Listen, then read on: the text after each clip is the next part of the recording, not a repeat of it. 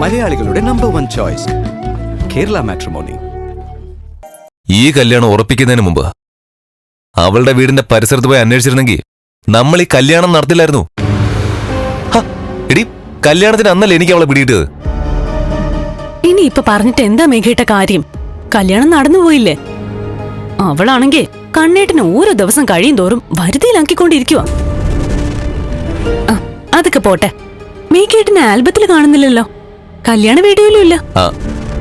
എടി, പെണ്ണ് അവളാണെന്ന് അറിഞ്ഞോടെ എനിക്ക് പോസ് ചെയ്യാനേ മൂടില്ലായിരുന്നു. കണ്ണനെ കല്യാണം കഴിപ്പിക്കണമെന്ന് നമ്മളെല്ലാരും പറയുമായിരുന്നെങ്കിലും ഉള്ളിന്റെ ഉള്ളിൽ നമുക്കൊക്കെ അവൻ ഒരിക്കലും കെട്ടരുതെന്നായിരുന്നല്ലോ. പിന്നെ കെട്ടിയപ്പോ ഒരിക്കലും ഭാര്യയാക്കാൻ പാടില്ലാത്ത ഒരുത്തിയാ അവൻ സ്വന്തമാക്കിയത്.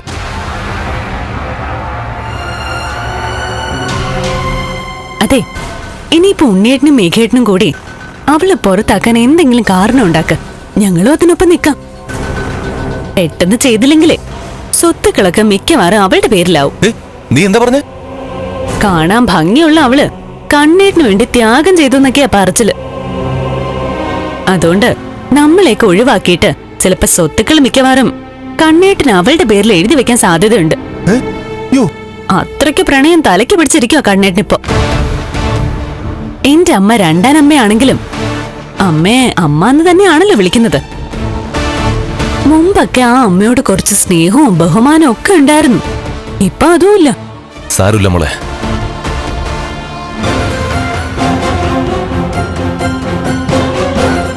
അവളെ കണ്ണന്റെ ജീവിതത്തിൽ നിന്ന് എന്നേക്ക് ഏറ്റെടുത്ത് കളയാനുള്ള മാർഗം ഞാൻ നോക്കുന്നുണ്ട്.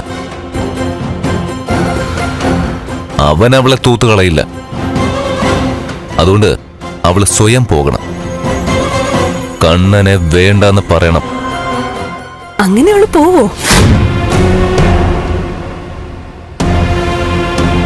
പോകും. ഏതൊരു പെണ്ണിനും അവൾക്കൊരു നല്ല ലൈഫ് കിട്ടുമെന്നറിഞ്ഞ അവിടേക്ക് അവളുടെ മനസ്സ് ചായും.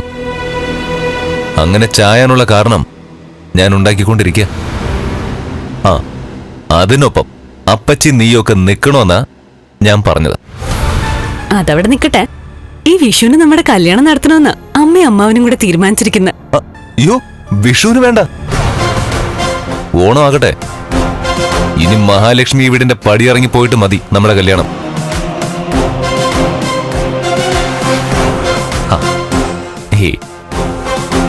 മേടമാസം ചിങ്ങമാസം തമ്മിൽ വലിയ ദൂരമില്ലല്ലോ മോളെ. പിന്നെ എന്തിനാ നീ നിരാശപ്പെടുന്നത്?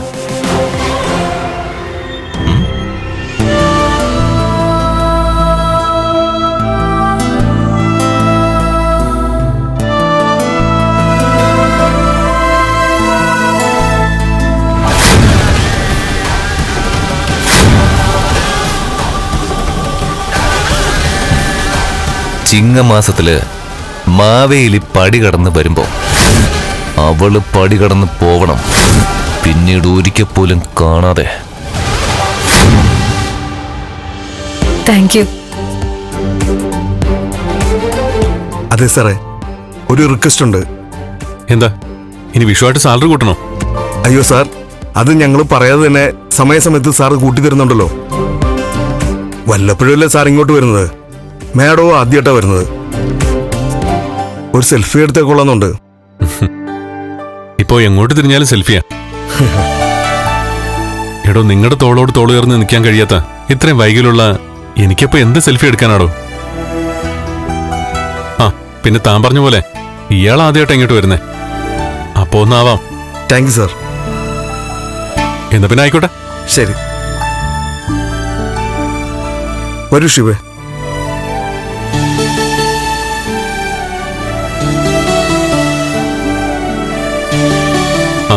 എന്നാ പിന്നെ ഇയാൾ ഇടയ്ക്കെപ്പോഴെങ്കിലും ഇവിടേക്ക് വരുമ്പോ എന്താന്ന് വെച്ചാൽ കൊടുത്തേക്കണം. ശരി സാർ. ഫ്രീ ആയിട്ടല്ല, ബില്ലൊക്കെ ഞാൻ പേ ചെയ്തോളാം. Okay sir. എന്താ പിന്നെ പോ. പോട്ടെ. ശരി.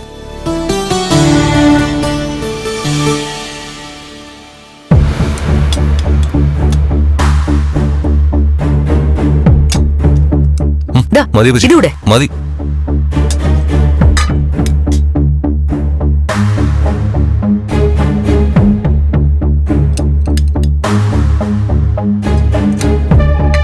ചിലപ്പോ അവൾ ഉടനെ എങ്ങനെ കയറി വന്ന പണി പാളും. അതുകൊണ്ട് പെട്ടെന്ന് കഴിച്ചെഴുന്നേറ്റ് പോണം.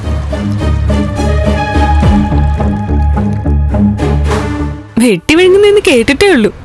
ഇപ്പൊ അങ്ങനെയാണല്ലോ കഴിക്കുന്നത്. ആ അതെ, ആഹാരം കാണാത്തതുപോലെ ആണല്ലോടാ നീ കഴിച്ചോണ്ടിരിക്കുന്നത്. കുറെ നാളായില്ല അപ്പച്ചി ഉണ്ടാക്കിയ ഭക്ഷണം കഴിച്ചിട്ട്.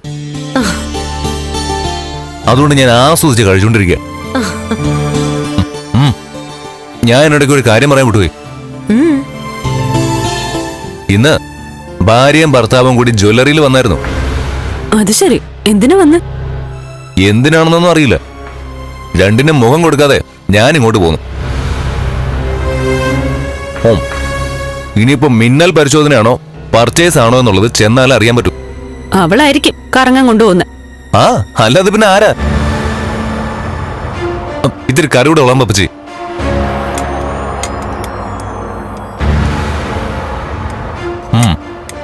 അവള് വന്നപ്പോ ജോലിക്കാരിയെ പറഞ്ഞു വിട്ടത് അപ്പച്ചിക്ക് ജോലിയായല്ലേ? പിന്നല്ലാതെ, അവൾ അടുക്കളപ്പണി ചെയ്യുമെന്ന് പറഞ്ഞിട്ടാ ഒരുത്തി അങ്ങ് പറഞ്ഞു വിട്ടത്.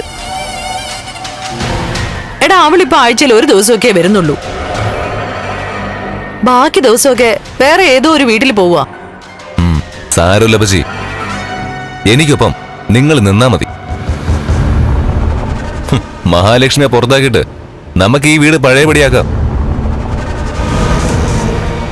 ഇതിനു മുമ്പ് എന്തിനേതിന് കണ്ണൻ എന്നെ വേണമായിരുന്നല്ലോ. ആ അവസ്ഥയിലേക്ക് കാര്യങ്ങൾ നമുക്ക് തിരിച്ചു കൊണ്ടുവരാം.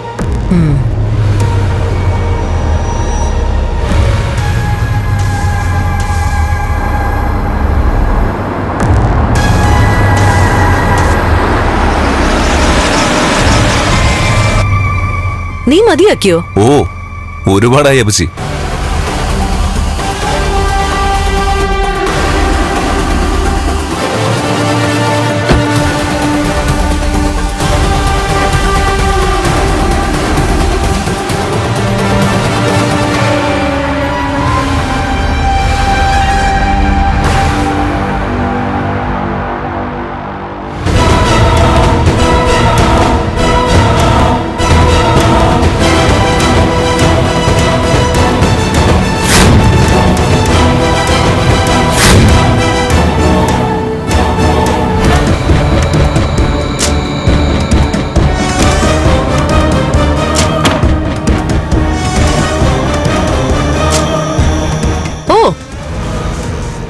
തമ്പുരാട്ടിന്ന് നേരത്തെ എത്തിയോ കറക്കമൊക്കെ കഴിഞ്ഞിട്ട്?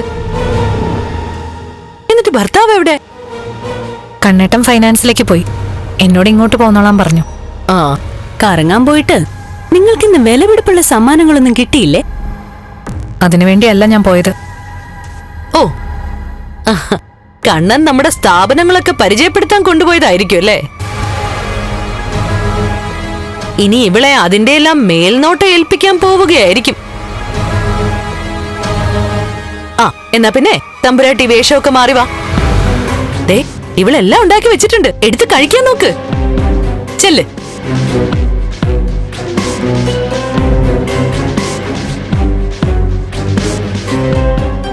എടി മോളെ, അവളെ അവൻ സ്വർണ്ണക്കടയിലേക്ക് കൂട്ടിക്കൊണ്ടുപോയത് എന്തിനാണെന്ന് അറിയില്ലല്ലോ. അമ്മ പറഞ്ഞത് തന്നെയാ സത്യം. നമ്മുടെ എല്ലാ സ്ഥാപനങ്ങളും അവളെ കാണിച്ചു കൊടുക്കാൻ കൊണ്ടുപോയതാ. അങ്ങേർക്ക് വീൽ ചെയർ വേണമല്ലോ എവിടെയും പോവാൻ. ഇവൾക്കാണെങ്കിൽ കാറിലിരുന്ന് ചുറ്റിയാ മതിയല്ലോ. അതും കൂടെ ആയിക്കഴിഞ്ഞാലേ ഇനി കരുണയെടുത്തി ഉണ്ണിയേട്ടിന് വില വെക്കത്തേയില്ല. ഇപ്പൊ തന്നെ പരാതിയോട് പരാതിയാ. അല്ല, മേഘേട്ടനെവിടെ? എടി മോളെ, അവൻ കൈ കഴുകിയിട്ട് ഇവളെ കണ്ടപ്പോ ഓടിപ്പോയി കാണും. അത്രയ്ക്ക് ദേഷ്യമാണല്ലോ അവളോട്.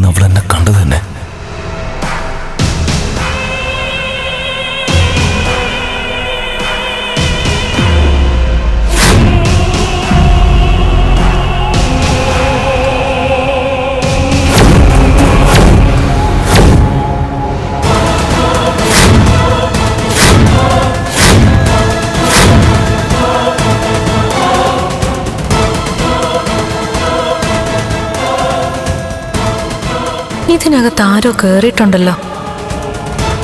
ഇവിടെ മുറിയാകെ പരിശോധിക്കൂ. എനിക്ക് പെട്ടത് തന്നെ.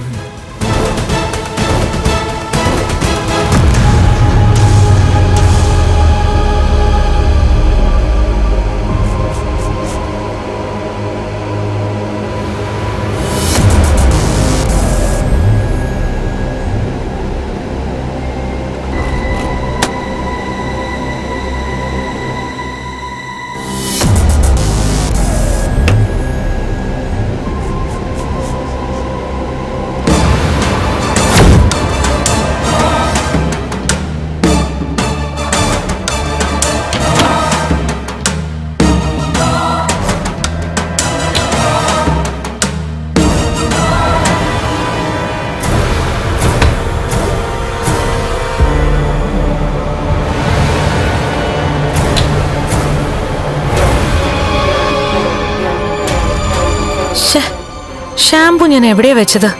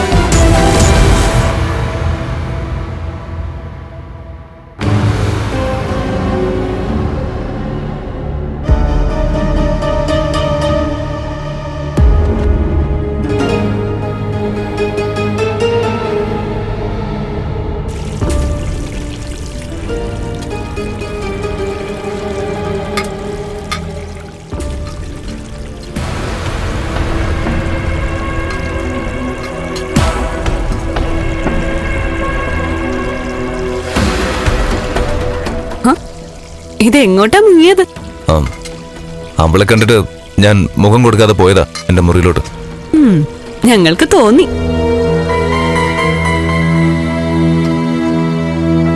ആ, നിന്നെ ഇതുവരെ അവള് കണ്ടിട്ടില്ല അല്ലേ?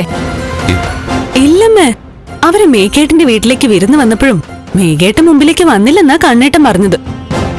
എടാ, ഒരു കാര്യം ഞാൻ പറഞ്ഞേക്കാം. അവളെ വെറുക്കുന്നവരെയൊക്കെ കണ്ണിന് കണ്ണെടുത്താ കണ്ടൂടാ. അവനെ സ്നേഹിക്കുന്നവരൊക്കെ അവളെയും സ്നേഹിച്ചോളണമെന്നാ ഉത്തരവ്. ആ ഉത്തരവ് മാത്രം നടക്കാൻ പോകുന്നില്ല ബജി. ഞാൻ ഒരു കാരണം വെച്ചാലും ഈ ഒരു കാര്യത്തിന് മാത്രം അവനുമായിട്ട് സന്ധിക്കില്ല. ഞങ്ങൾ വെറുതെ മോഹിപ്പിക്കരുത്. പറഞ്ഞത് ചെയ്യണം.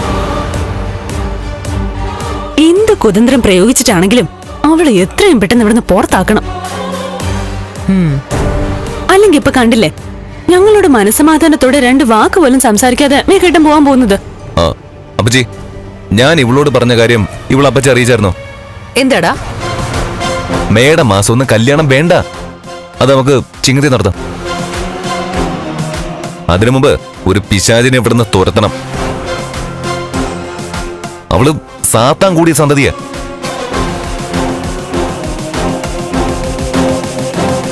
അങ്ങനെയുള്ളവള് ആരെയും വശത്താക്കും. നട്ടാ കുരുക്കാത്ത കള്ളങ്ങൾ പറഞ്ഞ് അവൾ ആരെയും വിശ്വസിപ്പിക്കും. ആ സമയത്ത് ചിലപ്പോ എടി നമ്മളെ തമ്മിലും തെറ്റിപ്പിച്ചു എന്ന് വരും. അയ്യോ, അത് ഒഴിവാക്കിയേ പറ്റൂ. എടി, ഞാൻ ഇടയ്ക്ക് വിളിക്കാം. അപ്പച്ചി,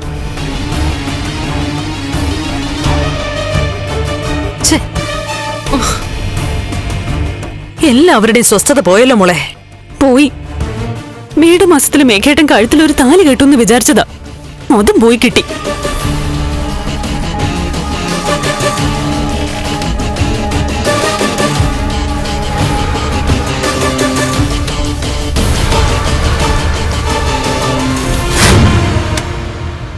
ഇതാ മാനുവലിന്റെ കൊടുത്ത് ഒന്ന് ക്ലിയർ ചെയ്തേക്ക്. Okay. Good morning. Good morning.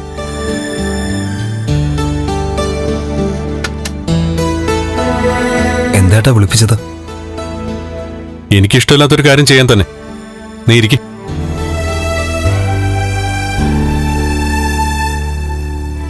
നീ നമ്മുടെ ജ്വല്ലറിയില് കർണയ്ക്ക് ഓർണമെന്റ്സ് വാങ്ങിക്കാൻ പോയപ്പോ നിനക്കവരെ തന്നില്ലല്ലോ.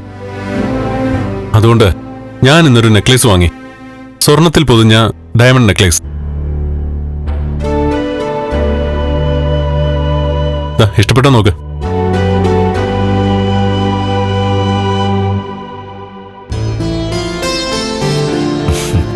ഇഷ്ടപ്പെട്ടിട്ട് എന്താ കാര്യം? ഇത് ഏട്ടൻ കൊണ്ട് ഏട്ടത്തേക്ക് കൊടുത്താ വീട്ടിനകത്ത് വീണ്ടും വഴക്ക് നടക്കും. എന്റെ ഭാര്യ കൊച്ചാവും. അവളുടെ ബർത്ത്ഡേയാ. അതിന് ഞാൻ എന്തു കൊടുക്കുന്ന ചിന്തയില ഇപ്പോ. നിനക്ക് ബാങ്ക് ബാലൻസ് ഒരുപാടുണ്ടല്ലോ, പിന്നെന്താ കൊടുത്താല്? കുട്ടിക്കാലം മുതൽ നിനക്ക് സ്വാർത്ഥത കൂടുതലാ. നിന്റെ സമ്പാദ്യം നീ ആർക്കും കൊടുക്കാറില്ല. നിന്റെ കാര്യങ്ങൾക്ക് പോലും നീ എടുക്കാറില്ല. അതറിയാവുന്നോണ്ട് നീ പറഞ്ഞ പോലെ വീട്ടിലൊരു വഴക്ക് ഒഴിവാക്കാൻ വേണ്ടി നിന്റെ ഭാര്യയ്ക്ക് വാങ്ങി ഉരുപ്പിടിയത്. നോക്ക്,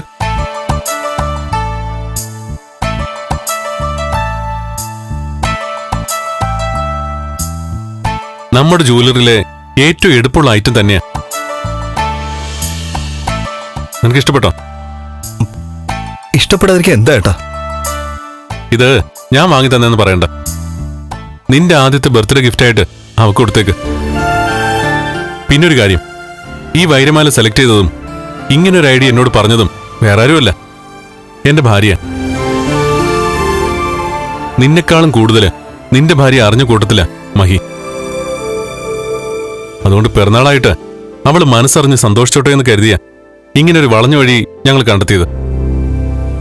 നിനക്കറിയാലോ, കാര്യങ്ങൾ സത്യസന്ധമായി കമ്മ്യൂണിക്കേറ്റ് ചെയ്യുന്നയാ എനിക്കിഷ്ടം. എങ്കിലും ചില നേരത്തെ അപ്രിയ സത്യങ്ങൾ തുറന്നു പറയാത്ത നല്ലത്. പക്ഷേ അപ്പോഴും നിന്നോടൊരു റിക്വസ്റ്റ് ഉണ്ട്. കരുണയുടെ ചേച്ചിയാണ് മഹി. ആ സ്ഥാനം അയാൾ അവൾക്ക് കൊടുക്കുന്നില്ലെന്ന് മാത്രമല്ല, ഒരു സഹജീവിയാണെന്ന് പോലും ചില നേരത്ത് അവൾ ചിന്തിക്കുന്നില്ല. അതിനൊക്കെ ഇനി മാറ്റം വന്നേ പറ്റൂ. പെട്ടെന്ന് വേണ്ട, സാവകാശം നീ കരുണയെ കാര്യങ്ങൾ പറഞ്ഞ് മനസ്സിലാക്കണം. നമ്മുടെ സ്വത്തെല്ലാം നമ്മൾ 3 പേർക്ക് അവകാശപ്പെട്ടതാണെന്നാണ് അവളും അവളുടെ അച്ഛനും മുത്തശ്ശിയൊക്കെ വിചാരിച്ചിരിക്കുന്നത്. അത് ഞാൻ തിരുത്താനെന്ന് നിൽക്കുന്നില്ല. തിരുത്തണ്ടെന്ന് മഹിയ എന്നോട് പറഞ്ഞത്. എങ്കിലും നിനക്കറിയാലോ കാര്യങ്ങള്. എന്റെ അമ്മയുടെ സ്വത്തുക്കൾ വന്നു ചേർന്നിരിക്കുന്നത് എന്റെ പേരില. അച്ഛൻ്റെതായി കുറച്ചേ ഉണ്ടായിരുന്നുള്ളൂ. ഈ ഫൈനാൻസിയേഴ്സ് ഉൾപ്പെടെ എല്ലാം എന്റെ അമ്മയ്ക്ക് സ്വന്തമായിരുന്നതാ. അതുകൊണ്ട് അമ്മയുടെ കാലശേഷം അതല്ല എന്റെ പേരിലായതാ. അതറിയാത്തവരെന്തും പറഞ്ഞോട്ടെ. പക്ഷെ അത് അറിയാവുന്നവർ അതൊക്കെ മനസ്സിലാക്കിക്കൊണ്ട് വേണം ജീവിക്കാൻ. കരുണ സ്വന്തം വീട്ടിൽ എങ്ങനെയാണോ ജീവിച്ചത് ആ രീതിയിലാണ് ഇപ്പോഴും പോയിക്കൊണ്ടിരിക്കുന്നത്. അറിയാം. അതുകൊണ്ട് അവളെ സാവകാശം തിരുത്തണമെന്ന് പറഞ്ഞത്. വേണമെങ്കിൽ ഇന്നത്തെ ദിവസം ഈ നെക്ലേസ് സ്വന്തം കഴുത്തിലിട്ടിട്ട് കരുണയെ വേണമെങ്കിൽ മഹിക്ക് ചൊടിപ്പിക്കാം. അതിന്റെ പേരിൽ വീടിനകത്തൊരു യുദ്ധം ഉണ്ടാക്കാം. എന്നാ അയാൾ അങ്ങനെയല്ലല്ലോ ചെയ്തത്. സ്വന്തം അനിയത്തിയുടെ ബർത്ത്ഡേ ആണെന്ന് മനസ്സിലാക്കിയിട്ട് അവക്ക് വിലപിടിപ്പുള്ള ഒരു സമ്മാനവും വാങ്ങി നിന്നെ ഏൽപ്പിക്കാനല്ലേ പറഞ്ഞത്. ആ മാന്യത, അയാളുടെ ആത്മാർത്ഥത കരുണ കണ്ടില്ലെങ്കിലും നീ കാണണം. നീ മാത്രമല്ല, നമ്മുടെ അമ്മയും മഞ്ജു ഒക്കെ. ശരിയേട്ടാ, ഇങ്ങോട്ട് വിളിച്ചപ്പോ ഇങ്ങനൊരു സമ്മാനം തരാനാണെന്ന് ഒട്ടും പ്രതീക്ഷിച്ചില്ല. ഇനി ഇതുകൊണ്ട് പോയി കരുണയ്ക്ക് കൊടുത്തിട്ട് തലയെടുപ്പോടെ അവൾക്ക് മുമ്പിൽ പോയി നിൽക്കേ. ചെല്. ശരിയേട്ടാ. ആ, പറഞ്ഞൊക്കെ ഓർമ്മയുണ്ടല്ലോ? ഓർമ്മയുണ്ട് ഏട്ടാ.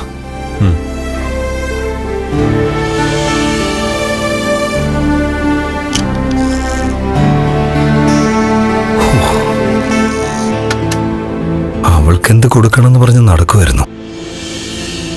തൽക്കാലം രക്ഷപ്പെട്ടു. എടോ, ഞാൻ അങ്ങോട്ടും ഇങ്ങോട്ടും കിടന്ന് ഓടുക. ജ്വല്ലറിയിൽ ഇരുന്നപ്പോ അവൾ അവിടേക്ക് കയറി വന്നു. ആ സമയത്ത് മുറപ്പെണ്ണിനെ ഒന്ന് കാണാൻ വേണ്ടിട്ട് അവളുടെ കുടുംബത്തോട് ചെന്നപ്പോ അവൾ അവിടെ വന്നു. എടാ, ചുരുക്കി പറഞ്ഞ അവള് കാരണം എനിക്ക് ജീവിക്കാൻ പറ്റാണ്ടായിരിക്കുക.